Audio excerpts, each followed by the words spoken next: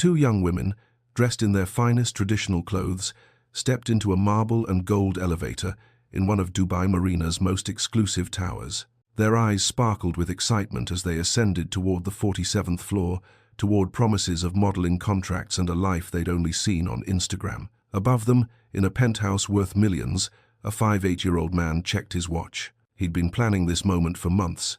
The door would open, they would enter, and within 20 minutes, both would be dead. What could make a man turn his luxury penthouse into a death trap the very moment two hopeful guests arrived? Stay with me to find out. Welcome to True Crime Journal HQ. Thanks to all my viewers and subscribers for your support. Stay with me for daily update on the most shocking true crime stories. Don't forget to like, share, and subscribe. Ariba Nisar was 24 years old when her life ended in that Dubai penthouse. She grew up in a middle-class neighborhood in Lahore, the eldest of three siblings. Her father ran a small textile shop that barely covered the family's expenses, while her mother stayed home to care for the children. From a young age, Ariba showed a passion for fashion and photography. She would spend hours watching makeup tutorials and studying the poses of successful influencers. Her Instagram account, though modest with just 3,000 followers, was her pride and joy. She dreamed bigger than her circumstances allowed. While her friends settled into arranged marriages or low-paying office jobs, Ariba wanted more. She wanted to walk runways, appear in fashion campaigns, and most importantly, lift her family out of their financial struggles. Her younger brother needed tuition for engineering school. Her sister wanted to study medicine. Ariba felt the weight of these dreams on her shoulders. "I'll make it," she'd tell her mother. "I'll make enough money so none of us have to worry again." But opportunities in Pakistan were limited. The fashion industry favored those with connections, those whose families already moved in elite circles. Ariba had talent and determination, but no network to open doors. That's when she started looking abroad, scrolling through opportunities in Dubai, a city that seemed to welcome ambition. Zinat Qureshi was different in background but similar in dreams. At 26, she held a bachelor's degree in business administration from a decent university in Karachi. Yet despite her education, she found herself stuck in a cycle of unpaid internships and temporary positions that paid barely 15,000 rupees a month. It wasn't enough. Not for someone who wanted to help her aging parents, not for someone who watched her father's health decline while medical bills piled up. Zinat was practical and intelligent. She researched every opportunity carefully, reading reviews and checking credentials before applying anywhere. She'd turned down several dubious offers over the years, jobs that promised too much or asked for money up front. But she never stopped looking. Her father had sacrificed everything to educate her, taking loans he still hadn't repaid. She felt she owed him success, owed him proof that his investment wasn't wasted. The two women met online in early 2022 in a Facebook group for Pakistani women seeking work in the Gulf. They bonded over shared frustrations and similar goals. When opportunities seemed questionable, they'd consult each other. "What do you think? Does this seem legitimate?" They became each other's safety net, or so they believed. Both understood the risks of traveling abroad alone.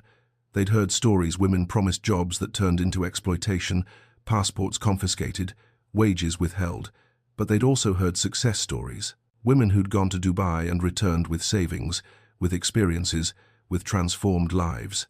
The Gulf represented possibility in a way their home country no longer did. Their families worried but understood. Unemployment in Pakistan pushed thousands abroad every year. Fathers warned their daughters, mothers prayed for their safety, but everyone knew that sometimes risk was the only path to reward. Ariba's mother made her promise to call every day. Zinat's father made her memorize the Pakistani embassy's phone number. Have you ever known someone who left home chasing a better life abroad? Someone whose desperation for opportunity outweighed their fear of the unknown. These weren't reckless women. They were educated, cautious, and hopeful. They believed in their ability to recognize danger. They believed they could protect each other. They believed that their dreams were worth the journey. They were wrong about one thing. They believed they could spot a predator when they saw one. September 2022. Ariba was scrolling through Instagram when a direct message appeared from an account called @Razakal Mansour Official. The profile displayed everything that screamed success. A silver Rolls-Royce Phantom parked outside Burj Al Arab, champagne glasses on a private jet, fashion show backstage passes, and photos of him in traditional Emirati dress at what looked like high-profile business events. His bio read, "Fashion investor, entrepreneur, discovering new talent." The message was professional, almost formal. "Assalamu alaikum. I came across your profile and was impressed by your styling and presence. I'm launching a modest fashion line targeting the South Asian market in the Gulf, and I'm looking for fresh faces. Would you be interested in discussing a potential collaboration?" Ariba's heart raced. She'd received creepy messages before she knew the difference. This seemed legitimate. She showed it to Zinat, who examined the profile carefully. 53,000 followers, posts dating back 3 years, comments from other accounts that appeared real, photos at Dubai Fashion Week. Everything checked out. They responded cautiously. Sheikh Razak was patient, never pushy. Over the next few weeks, he sent them lookbooks for his supposed fashion line, modest abayas with modern cuts, traditional shalwar kameez with contemporary styling. He explained his vision, clothing that honored cultural values while appealing to younger generations. It resonated with both women. By October, they were having regular conversations. He'd ask about their day, their families, their aspirations. He seemed genuinely interested in them as people, not just potential models. He'd share business advice, talk about the challenges of entrepreneurship, even discuss his own family. "I have 2 daughters," he told them. "That's why I respect hard-working young women like yourselves." In November, he made the first concrete offer, 50,000 dirhams for a 3-month contract, accommodation provided in a shared apartment in Dubai Marina, round-trip flights covered, professional photography for their portfolios. He sent what appeared to be official contract templates, complete with legal terminology and company stamps. "Where are you watching from? Drop your location in the comments below." The video calls started in December. Sheikh Razak would show them around his penthouse, the floor-to-ceiling windows overlooking the Palm Jumeirah, the spare bedroom where visiting models stayed. He'd show them fabric samples held up to the camera. He'd introduce them via video to his assistant, a Pakistani woman named Hira, who confirmed the legitimacy of his business. What they didn't know was that Hira was an actress paid for a single appearance. If you made it to this point, drop a comment with, "I'm still here. Let's see who is still watching." But there were red flags they missed. Sheikh Razak insisted they keep the opportunity confidential. "The fashion industry is competitive," he explained. "I don't want other investors stealing my talent before we've signed contracts." He discouraged them from involving modeling agencies. "Agencies take 40% of your earnings. Why give away your hard-earned money?" When Zinat suggested meeting at his office first, he had an answer ready. "I work from home. Most Dubai entrepreneurs do. Office space is expensive and unnecessary." When Ariba asked for references from other models he'd worked with, he claimed confidentiality agreements prevented him from sharing names. But once you're part of the team, you'll meet everyone. The psychology here is textbook manipulation. He invested time 6 full months building trust gradually. He mirrored their values, speaking about family and faith. He created urgency without pressure, mentioning other girls interested in the positions. He isolated them by requesting secrecy. He provided just enough verification to seem legitimate while having excuses for anything he couldn't provide. Would you have spotted the warning signs? What would make you suspicious? By March 2023, both women felt certain this was their breakthrough. They'd been talking to Sheikh Razak for half a year. They'd seen his home, his lifestyle, his business materials. They'd consulted each other at every step. They felt protected by their caution, validated by their research. If you're enjoying this content, like, subscribe, and share it with your loved ones to protect them from the same tragedy happening to them in the future. What they couldn't see was the truth. Sheikh Razak Al Mansour wasn't a successful fashion investor. He was a 58-year-old man drowning in debt, rage, and entitlement. His luxury cars were rented for photo shoots. His penthouse was real, but mortgaged beyond its value. His fashion line didn't exist. The only thing real about his Instagram profile was his address and his capacity for violence. Behind every polished photo, every professional message, every reassuring video call, Sheikh Razak was building a trap. The title Sheikh means nothing in Sheikh Razak Al Mansour's case. He wasn't royalty. He had no tribal leadership. He wasn't even particularly wealthy. Razak bin Ahmed Al Mansour was born in 1000 965 inches, a working-class neighborhood in Sharjah, to a family of modest means. His father was a dock worker, his mother a housewife. There was nothing noble about his lineage, nothing distinguished about his upbringing. He adopted the Sheikh prefix in his 30s, using it on business cards and social media to create an illusion of status. In the UAE, where genuine sheikhs hold immense power and respect, Razak understood that the title alone could open doors and silence questions. People assumed authority, they assumed wealth, they assumed legitimacy. By 58, Razak had failed at almost every business venture he'd attempted.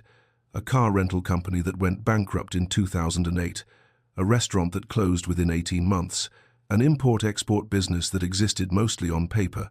Each failure left him more bitter, more convinced that the world owed him success simply because he wanted it. In 2019, authorities in Abu Dhabi charged him with financial fraud. He'd convinced 3 investors to fund a luxury hotel development that never materialized.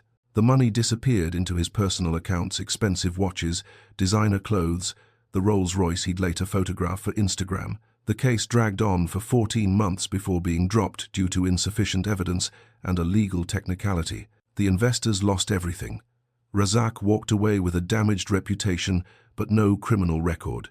Those who knew him described a man with an explosive temper and a dangerous sense of entitlement. A former business partner, who spoke to investigators only after Razak's arrest, recalled an incident in 2017. A waitress at a restaurant brought him the wrong order. He stood up and threw the plate against the wall, screaming that she was incompetent and stupid. When the manager asked him to leave, he threatened to have the entire staff deported. That's who he was, someone who believed his wants mattered more than other people's dignity. His ex-wife, Mariam, divorced him in 2021 after 12 years of marriage. Court documents from the divorce proceedings painted a disturbing picture. She described a man obsessed with control, who monitored her phone, isolated her from friends, and erupted into rage when she contradicted him. He couldn't accept being told no, she stated in her testimony, about anything, by anyone. Do you think social media makes it easier for predators to find victims? After the divorce, Razak's behavior shifted. He began creating multiple social media profiles, targeting young women from South Asia and East Africa, demographics he perceived as vulnerable and desperate for opportunities. Between 2021 and 2023, investigators later discovered he'd contacted at least 17 women with similar promises of modeling work or personal assistant positions. 4 of them had accepted his invitations to Dubai but never arrived due to various circumstances, visa delays, family emergencies, last-minute suspicions. These women unknowingly escaped with their lives.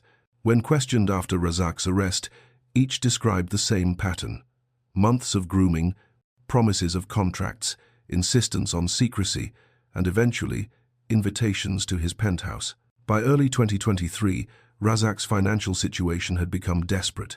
His penthouse was 3 months behind on mortgage payments. Credit card companies were pursuing legal action. The Rolls-Royce had been repossessed. The life he displayed on Instagram was crumbling in reality. Former neighbors reported increasingly erratic behavior. He'd bang on doors at night, accusing people of conspiring against him. He'd sit on his balcony for hours, smoking and staring at nothing. One neighbor recalled hearing him on his phone, screaming in Arabic, "These people think they can refuse me? They'll learn." Forensic psychologists who evaluated Razak after his arrest identified a dangerous combination: narcissistic personality traits, a persecution complex, and what they termed catastrophic loss of status anxiety. He'd built his entire identity on an image of wealth and power. As that image collapsed, so did his grip on reality. In his mind, young women accepting his invitations weren't human beings seeking opportunities. They were transactions. They were proof of his power. And when they refused to play the role he'd assigned them, when they dared to say no, his rage became murderous. The 15th of March 2023. Flight EK 612 touched down at Dubai International Airport at 3:42 p.m. Ariba and Zinat collected their luggage, their hands trembling with a mixture of excitement and nerves. Ariba immediately posted to her Instagram story a photo of the airport's massive terminal with the caption, "Dubai, here we come, new beginnings." Zinat sent a WhatsApp message to her parents, "Landed safely, Alhamdulillah." Everything looks amazing. They expected Sheikh Razak or his assistant to meet them at arrivals. Instead, they received a text message. "Welcome to Dubai. Something came up with a business meeting. I've arranged a hotel for tonight. Car is waiting outside gate 3. Tomorrow we'll meet properly and get you settled in the Marina apartment." The first disappointment arrived quickly. The car took them not to Dubai Marina, but to a budget hotel in Deira, an older neighborhood far from the glamorous areas they'd seen in photos. The Al Nakhil hotel was clean but basic, nothing like the luxury accommodations Razak had promised. The room had 2 single beds, outdated furniture, and a view of a busy street market. Zinat felt uneasy. "Why aren't we staying at the apartment?" he mentioned. Ariba, ever optimistic, made excuses. "He's probably still getting it ready. Remember," he said, "other models use it sometimes. Maybe they haven't checked out yet." They wanted to believe. They'd come too far to turn back over a hotel downgrade. That evening, they explored the neighborhood, bought shawarma from a street vendor, and video called their families. Ariba's mother noticed the modest surroundings. "Is this where you'll be staying?" Ariba lied smoothly. "No, Mama. This is temporary. Tomorrow we move to the proper place." She didn't want to worry her mother. She didn't want to admit her own growing doubts. March 16 began with nervous energy. They spent the morning rehearsing how they'd present themselves, practicing poses, choosing outfits that looked professional yet stylish. By afternoon, still no word from Sheikh Razak. Zinat called the number he'd provided. It rang 4 times before he answered, his voice distracted. Yes, sorry for the delay. Tonight. Come to the Penthouse tonight at 8:30 p.m. Everything is ready. I'll send a car." At exactly 8 p.m., a black Mercedes S-Class pulled up outside their hotel. The driver, a South Asian man in his 40s, barely acknowledged them when they climbed into the back seat. He didn't introduce himself, didn't make small talk, didn't even confirm their destination. The tinted windows were so dark they could barely see outside. The drive through Dubai felt endless. They passed the glowing Burj Khalifa, the crowded Dubai Mall, and eventually reached Dubai Marina with its forest of luxury high-rises. The car stopped in front of Emerald Tower, a gleaming residential complex where apartments sold for millions of dirhams. Security footage from the lobby would later show them entering at 8:47 p.m. Both women looked nervous but excited. Ariba adjusted her dupatta. Zinat checked her reflection in the mirrored walls. They spoke to each other quietly, words the cameras couldn't capture but body language that revealed hope mixed with apprehension. Before entering the elevator, Zinat sent a quick message to her father. "Meeting the client now. We'll call you later." Ariba sent something similar to her mother, adding a heart emoji. These messages were routine check-ins, the kind they'd promised to send to keep their families reassured. They had no idea those would be their final words to the people who loved them. The elevator doors closed. Floor numbers climbed. 10, 20, 30, 40, 45, 46, 47. The doors opened to a private vestibule with only one door, the entrance to Sheikh Razak's penthouse. Ariba pressed the doorbell. They heard footsteps approaching from inside. The door opened. Sheikh Razak stood there in traditional Emirati dress, his expression unreadable. "Welcome," he said. "Please, come in." They stepped inside. The door closed behind them with a heavy click. It was 8:51 p.m. The penthouse was exactly as stunning as the video calls had shown. Marble floors stretched across an open-plan living area. Floor-to-ceiling windows displayed a breathtaking view of the Palm Jumeirah, its lights glittering against the dark waters of the Arabian Gulf. Expensive leather furniture, abstract art on the walls, a chandelier that probably cost more than most people earned in a year. Everything screamed wealth. But something felt wrong. Ariba noticed it first. The apartment was too quiet, too empty. No assistant waiting to greet them. No racks of clothing for the fashion line. No photography equipment. Just Sheikh Razak, alone, watching them with an intensity that made her skin crawl. "Please, sit," he said, gesturing toward the sofa. His voice was friendly, but his eyes weren't. "Can I offer you something to drink? Coffee? Tea? Juice?" They declined politely. They wanted to discuss business and leave. The atmosphere felt heavy, wrong in a way neither could articulate. Sheikh Razak sat across from them, leaning back in his chair with forced casualness. "So, you made it. I'm glad. You're both even more beautiful in person." The comment hung in the air uncomfortably. Zinat shifted in her seat. Thank you. Should we discuss the contract details? When do we start the photo sessions? He smiled, but it didn't reach his eyes. Let me show you around first. You should see where you'll be, working. He led them through the penthouse, pointing out the master bedroom, the guest rooms, the kitchen with appliances they'd never seen in person. At the windows, he stood close, too close, as he pointed out landmarks. The Burj Al Arab in the distance, the construction of new islands. His hand brushed Zinat's shoulder. She stepped away. Back in the living room, his demeanor shifted. The friendly facade began to crack. Let's discuss the real arrangement, he said, pouring himself a glass of whiskey. You're both smart women. You understand how things work in Dubai, yes? Nothing comes for free. Ariba's stomach dropped. What do you mean? You said this was about modeling. His laugh was cold. Modeling, yes, of course, but there are expectations. You'll stay here with me. You'll be available when I want company. In return, you'll have money, comfort, everything you need. Where are you watching from? Drop your location in the comments below. Zinat stood up immediately. That's not what we agreed to. We came here for professional work, nothing else.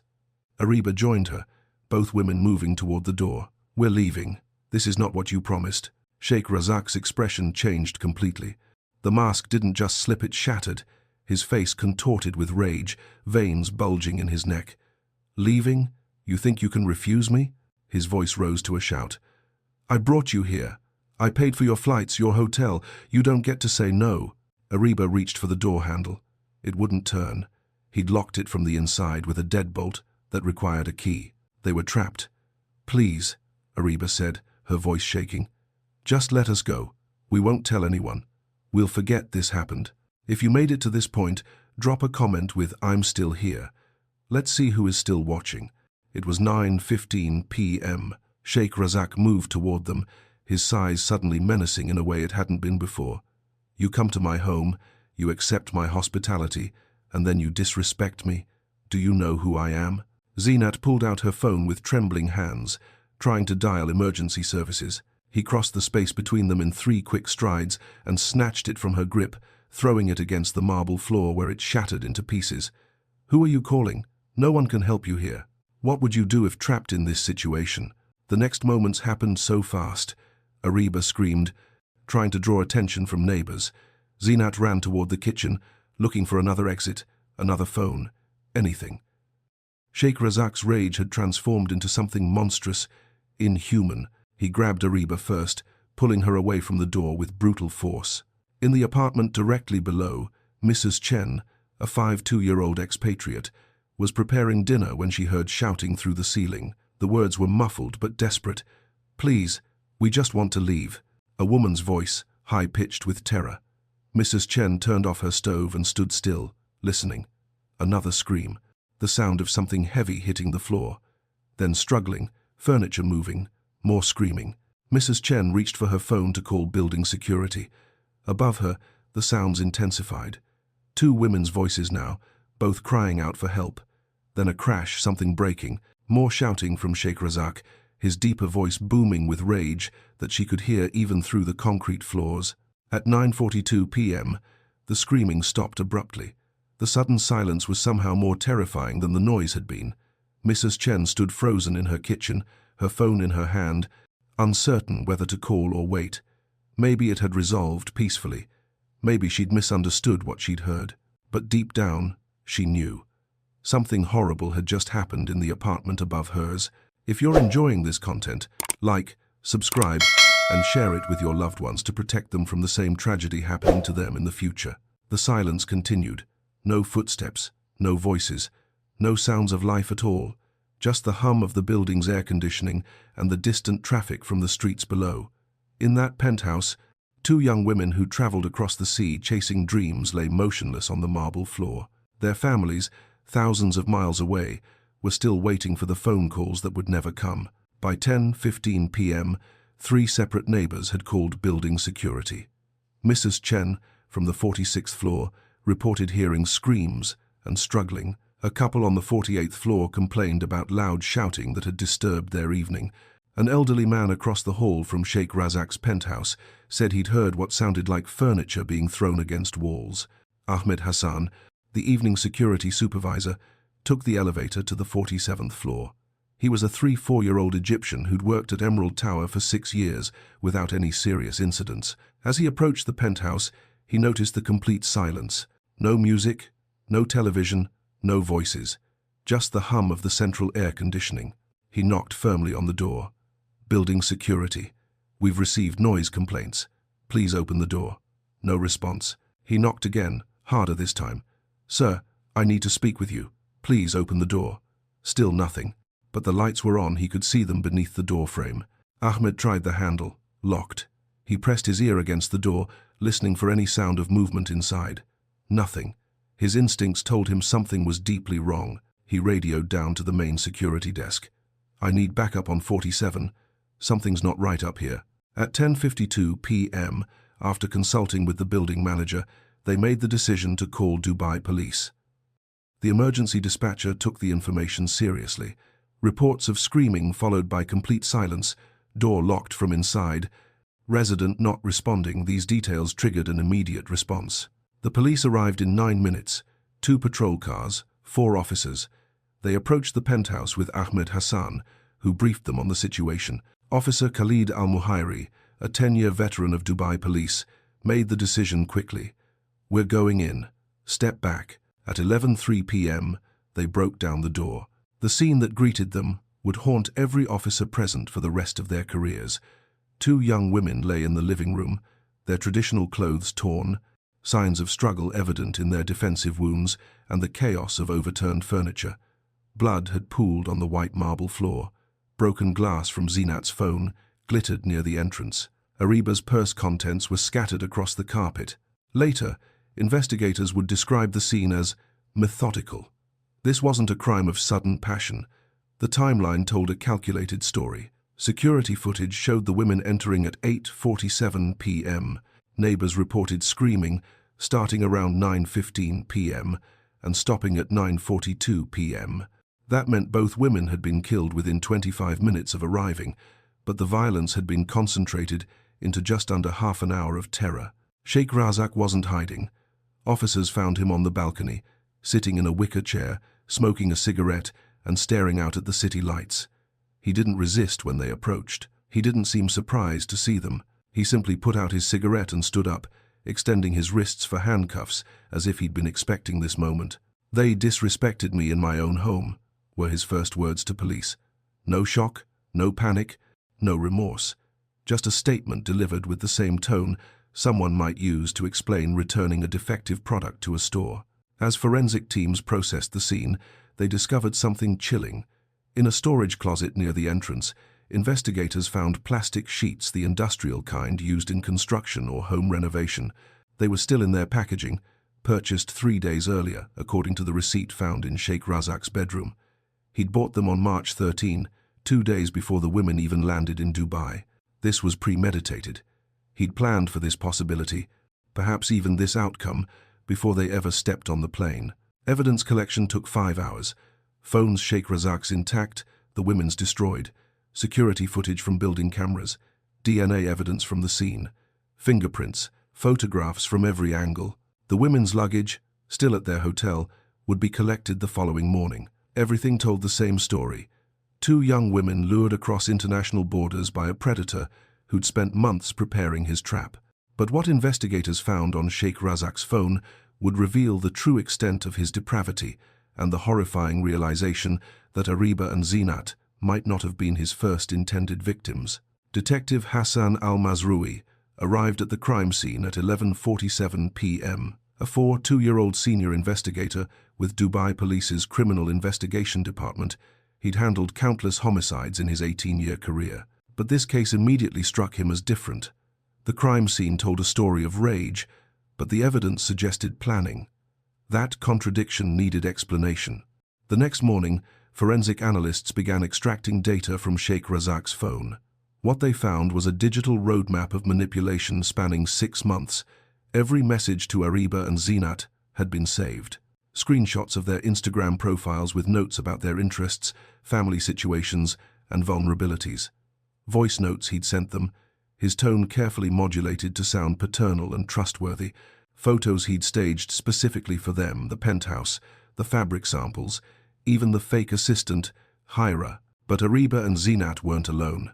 The phone contained conversations with 17 other women, 14 from Pakistan, 2 from India, 1 from Bangladesh, all between ages 22 and 28. All aspiring models or seeking employment opportunities in Dubai. The same script, slightly modified for each woman. The same promises, the same gradual building of trust. 4 of these women had accepted his invitation and made concrete plans to travel to Dubai. Investigators contacted each of them immediately. Their stories were chilling in their similarity. Nadia, 23, from Karachi, had been scheduled to arrive in February, but her visa was delayed by administrative issues. Priya, 25, from Mumbai, had booked flights for early March, but her father suffered a heart attack the week before, forcing her to cancel. Fatima, 24, from Islamabad, had actually arrived in Dubai in January, but got cold feet at the last minute and flew home after 2 days, never meeting Sheikh Razak. Sana, 26, from Lahore, had backed out when Razak refused to let her bring a friend along. These women had unknowingly escaped with their lives, saved by coincidence, intuition, or family emergencies. Detective Al-Mazroui's team examined Sheikh Razak's browser history. The searches painted a disturbing picture of premeditation. On February 28, how long does police investigation take in Dubai? On March 3, soundproof rooms Dubai Marina. On March 8, do building cameras record audio? On March 10, penalty for murder in UAE. On March 12, where to buy plastic sheets in Dubai? He'd been researching the consequences of murder while simultaneously convincing Ariba and Zinat to trust him. Financial records told another part of the story. Sheikh Razak's bank accounts were nearly empty. His penthouse had 3 months of unpaid mortgage. Credit card debt totaled over 480,000 dirhams. Collection agencies had filed legal complaints. His Rolls-Royce had been repossessed in February. The man who displayed wealth online was financially drowning in reality. Detective Al-Mazroui developed a theory. Sheikh Razak hadn't just been seeking victims for his perverse desires, he'd been punishing them for his failures. Every young woman who seemed hopeful and ambitious represented everything he'd lost. Their potential mocked his collapse. Their refusal to submit became, in his twisted mind, the ultimate disrespect from people he viewed as beneath him. Why do you think powerful men feel entitled to other people's lives? Investigators interviewed everyone who'd known Sheikh Razak. His ex-wife Mariam agreed to speak, though the memories clearly pained her. Control was everything to him, she told Detective Al-Mazroui. He controlled what I wore, who I spoke to, where I went. When I finally filed for divorce, he told me I'd ruined his life. He said, women like me destroyed good men. A former business partner, Mahmoud al-Rashid, provided additional context. Razak couldn't accept rejection of any kind. When investors declined to fund his projects, he'd rage for hours about their stupidity. When business deals fell through, it was always someone else's fault, never his poor planning or unrealistic expectations. He viewed any no as a personal attack, deserving retaliation. The prosecution team, led by Chief Prosecutor Fatima al-Mansouri, began building their case. Premeditated murder. 2 counts. The evidence was overwhelming. The 6 months of digital manipulation, the purchased plastic sheets, the internet searches about consequences, the timeline showing rapid violence after the women refused his demands. During police interrogation, Sheikh Razak refused to cooperate beyond his initial statement. He wouldn't discuss his planning, wouldn't explain the plastic sheets, wouldn't acknowledge any wrongdoing. His only consistent message, they provoked me. They came to my home and provoked me. Even in custody, facing the death penalty, he couldn't accept that he'd done anything wrong. In his mind, he remained the victim, disrespected, betrayed, justified in his rage. The phone call came at 2 a.m. Pakistan time. Ariba's mother, Nazia Nisar, was jolted awake by the persistent ringing. The voice on the other end identified himself as a consular officer from the Pakistani embassy in Dubai. Mrs. Nisar, I'm calling about your daughter, Ariba. There's been an incident. I'm very sorry to inform you. She didn't let him finish. No, you're wrong. My daughter is fine. She messaged me yesterday. There must be a mistake. Her voice rose with each word, desperation replacing confusion. Her husband took the phone from her shaking hands, listened to the details, and collapsed into a chair. Nazia's screams woke the entire household. Neighbors came running. "Not my daughter, not my Ariba."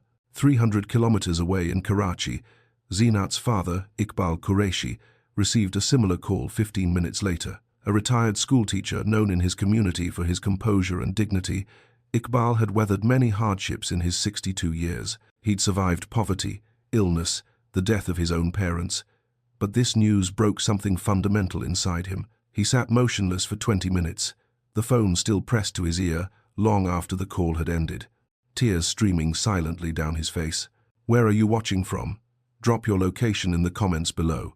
Both families had to travel to Dubai, a journey that would become the worst trip of their lives. The Pakistani government, under pressure from public outrage, expedited visa processing and covered some travel costs. On March 19, 4 days after their daughters had landed in Dubai with dreams, the parents landed in the same airport with dread. The morgue visit was arranged for March 20. Nothing prepares a parent to identify their child's body in a foreign country. Nazia Nisar fainted the moment she saw Ariba's face. She'd kissed that face goodbye at Lahore airport, watched it glow with hope. Now it was pale, lifeless, stolen. Iqbal Qureshi stood over Zinat's body for 10 minutes without moving, his hand hovering above her forehead, unable to touch her as if contact would make it irreversibly real. If you made it to this point, drop a comment with, "I'm still here.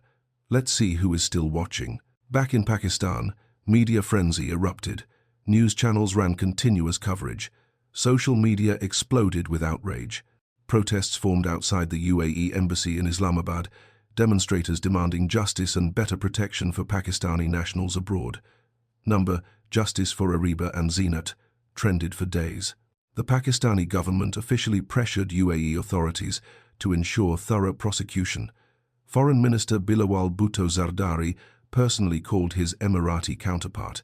This wasn't just about 2 victims, it represented thousands of Pakistani women working or seeking work in the Gulf, all now questioning their safety. Money became another burden, bringing bodies home, funeral costs, legal representation, everything required, funds these middle-class families didn't have. Community fundraising began immediately. Mosques collected donations, social media campaigns raised over 2 million rupees. Strangers contributed, because the tragedy felt universal, every parent's nightmare. But not all community response was supportive. Some voices blamed the victims. Why did they go alone without a male family member? They should have known better than to meet a stranger in his home. Modern girls think they can do anything without consequences. This victim blaming added another layer of pain to grieving. Families. Should families feel guilty when tragedy strikes their loved ones abroad? Both families carried crushing guilt. Ariba's father: "I should have stopped her. I should have said no, she cannot go." Zinat's mother: "I had a bad feeling that morning. I should have trusted my instincts." They replayed every conversation, every decision, searching for the moment they could have prevented this outcome. If you're enjoying this content, like, subscribe, and share it with your loved ones to protect them from the same tragedy happening to them in the future. But the reality was more complex than individual family decisions. Pakistan's unemployment rate, especially for educated young women, drove thousands abroad annually. The Gulf represented hope, where home offered limited prospects. Families supported these journeys, not out of recklessness, but out of economic desperation. Ariba wanted to fund her brother's education. Zinat needed to pay her father's medical bills. The tragedy wasn't just about 2 families losing daughters. It exposed the impossible choices poverty forces on people: stay home with no future, or risk everything abroad for a chance at something better. The 12th of June 2023. Dubai Criminal Court convened for the trial of Sheikh Razak al-Mansour. The courtroom was packed beyond capacity. Journalists from 6 countries, Pakistani community members, human rights activists, and dozens of people who'd followed the case online and felt compelled to witness justice firsthand. Security had to turn away over 100 people at the doors. Sheikh Razak entered wearing traditional Emirati dress, walking with his head held high, showing no shame or remorse. He looked directly at the families of his victims, seated in the front row. Ariba's mother gasped and clutched her husband's arm. Zinat's father stared back, his face a mask of restrained fury. Chief Prosecutor Fatima Al-Mansouri opened with devastating clarity. This is not a case of misunderstanding or tragic accident. This is calculated, premeditated murder. The accused spent 6 months grooming these young women, purchased materials to dispose of evidence, researched legal consequences, and killed both victims within minutes of their arrival when they refused his demands. The prosecution presented evidence that left no room for doubt. Phone records showing 182 messages exchanged over 6 months.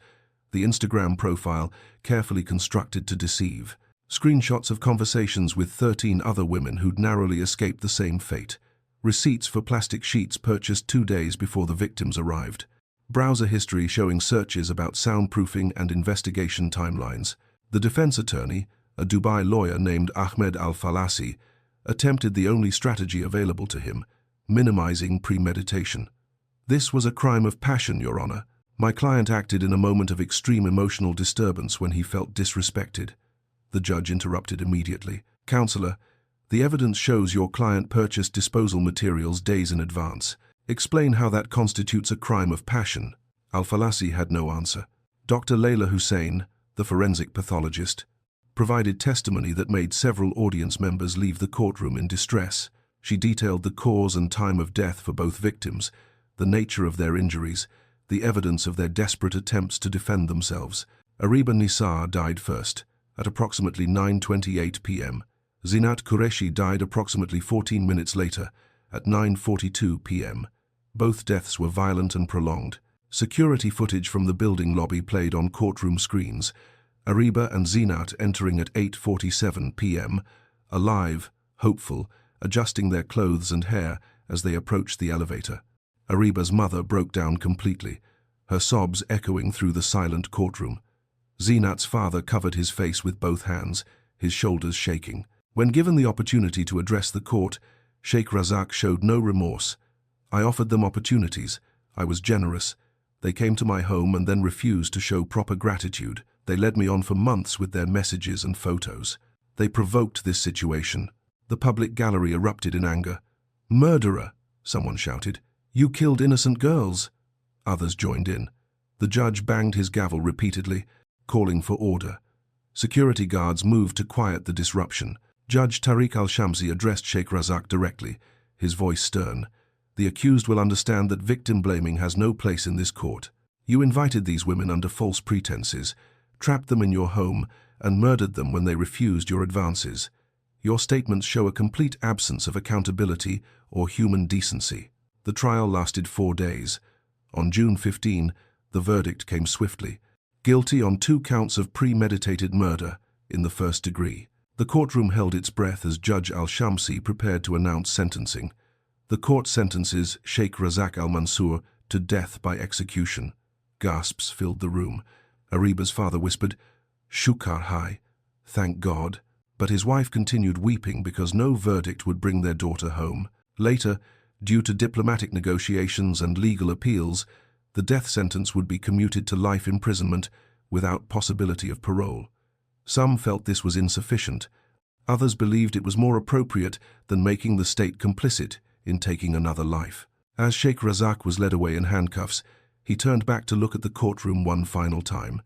His expression remained unchanged, no remorse, no acknowledgement of the lives he'd destroyed. But the story doesn't end with the verdict.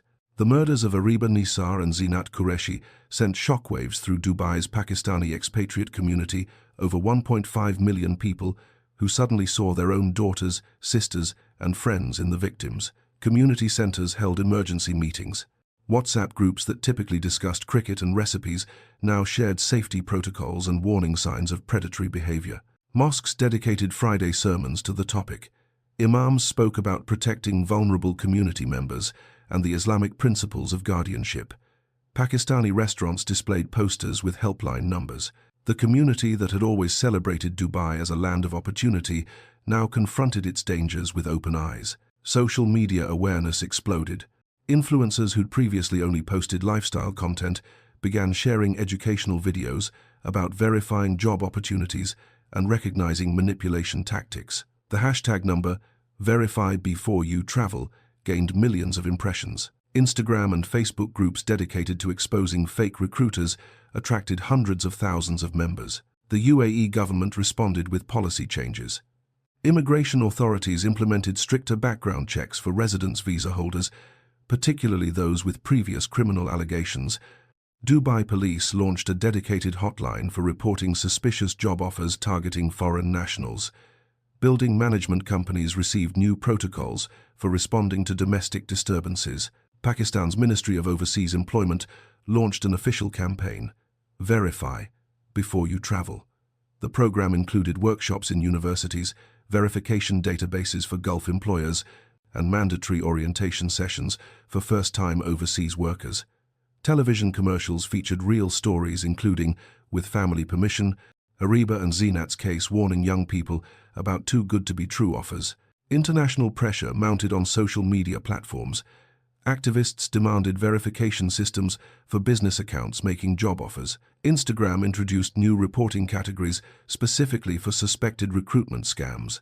LinkedIn tightened requirements for posting job opportunities. The changes came too late for Ariba and Zinat, but they might save others. In the months following the trial, 7 more women came forward, with similar experiences involving Sheikh Razak.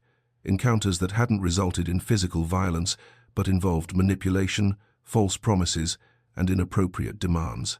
Their testimonies helped authorities understand the full scope of his predatory behavior. Additionally, 3 other cases emerged of different men using identical tactics, suggesting a pattern that had been operating quietly for years. The mental health impact on both families proved devastating and ongoing. Ariba's mother required psychiatric care for severe depression. Zinat's father developed anxiety so intense he couldn't sleep without medication.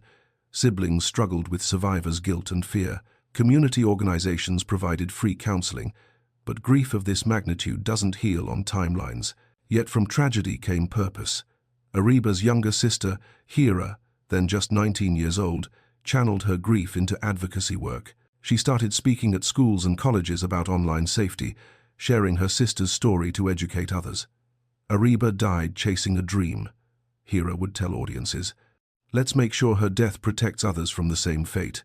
Zinat's parents, despite their limited resources, established a small foundation called the Safe Migration Initiative. Operating from their modest home in Karachi, they counsel families about overseas opportunities, maintain a database of verified employers, and offer financial assistance for proper background checks. They've helped over 300 families verify job offers in the year since Zinat's death, but the core problem persists. Pakistan's unemployment rate, particularly for educated women, continues pushing people toward the Gulf. Youth unemployment hovers around 10%, but underemployment affects millions more. University graduates work jobs requiring no degree, earning salaries that barely cover rent. The economic desperation that drove Ariba and Zinat abroad hasn't diminished. What can we do as a society to protect vulnerable people seeking opportunities abroad? This raises uncomfortable questions about structural inequality. Why must young people risk everything in foreign countries because their own nation can't provide adequate opportunities? Why does poverty force impossible choices between staying safe and pursuing dreams? The individual tragedy of Ariba and Zinat reflects systemic failures that continue affecting millions. Dubai's glamorous image, gleaming skyscrapers, luxury shopping, tax-free salaries masks darker realities. The city's rapid development relies on vulnerable migrant labor. Behind the Instagram-perfect lifestyle posts exist stories of exploitation, abuse, and broken promises. Ariba and Zinat's case exposed what many had long known. Dubai's golden exterior sometimes conceals exploitation that thrives on desperation and dreams. Their deaths became a cautionary tale, yes, but also a call for systemic change, better economic opportunities at home, stronger protections abroad, and recognition that as long as poverty exists, predators will exploit it. Ariba and Zinat's tragedy offers painful but crucial lessons. Recognizing warning signs can mean the difference between opportunity and danger. Here are red flags that should immediately raise suspicion. Reluctance to involve legitimate agencies. Any employer who discourages you from consulting recruitment agencies, labor departments, or professional networks is hiding something. Legitimate businesses welcome verification because they have nothing to hide. Sheikh Razak specifically told Ariba and Zinat that agencies would steal their earnings, a classic manipulation tactic to isolate victims. Requests for secrecy from family. When someone insists you keep opportunities confidential from parents, siblings, or friends, alarm bells should ring loudly. Predators thrive on isolation. They know that informed families ask questions, demand verification, and provide protection. No legitimate employer requires secrecy. Too good to be true promises. 50,000 dirhams for 3 months of modeling work with no prior experience, free luxury accommodation, paid flights. When offers dramatically exceed industry standards, investigate thoroughly. Research typical salaries for your field and location. If the promise seems extraordinary, it probably is. Insistence on meeting alone in private locations. Professional meetings happen in offices, cafes, hotel lobbies, public spaces with witnesses. Anyone who insists your first meeting must occur in their home has dangerous intentions. This applies whether you're meeting for job interviews, apartment viewings, or business discussions. Pressure to make quick decisions. Other candidates are interested. This opportunity won't last. You need to decide today. These urgent demands prevent you from conducting proper research. Legitimate opportunities allow time for consideration, verification, and consultation with trusted people. Where are you watching from? Drop your location in the comments below. Beyond recognizing red flags, take proactive protective measures. Always conduct background checks before committing to overseas opportunities. Search the person's name with terms like fraud, scam, or complaint. Check business registration databases. Contact your country's embassy in the destination to verify employer legitimacy. Never travel without informing multiple family members of complete details, employer's full name, address, phone number, company information, and your accommodation details. Share your location continuously through phone apps. Establish check-in schedules and stick to them. If you miss a check-in, your family should immediately contact authorities. If you made it to this point, drop a comment with "I'm still here." Let's see who is still watching. Trust your instincts. That uncomfortable feeling Zinat experienced when Sheikh Razak stood too close at the window. That unease Ariba felt when they saw the modest hotel instead of promised luxury. Those instincts were correct. When something feels wrong, it usually is. Don't rationalize away discomfort or convince yourself you're being paranoid. Remember, no opportunity is worth risking your safety. No salary justifies danger. No dream requires you to ignore warning signs. Your life has infinite value that no job can match. For those genuinely seeking overseas work, use official channels. Contact your government's Overseas Employment Bureau. Research companies through Chamber of Commerce directories. Use established recruitment platforms with verification systems and reviews. Consult with others who've worked for the same employer. What advice would you give to someone considering an overseas opportunity? Resources exist to help. Pakistan's Bureau of Immigration and Overseas Employment maintains employer databases. India's Ministry of External Affairs offers pre-departure orientations. Embassy websites list verified recruitment agencies. Labor attaches in Gulf countries can confirm employer legitimacy. Use these resources, they exist specifically to protect you.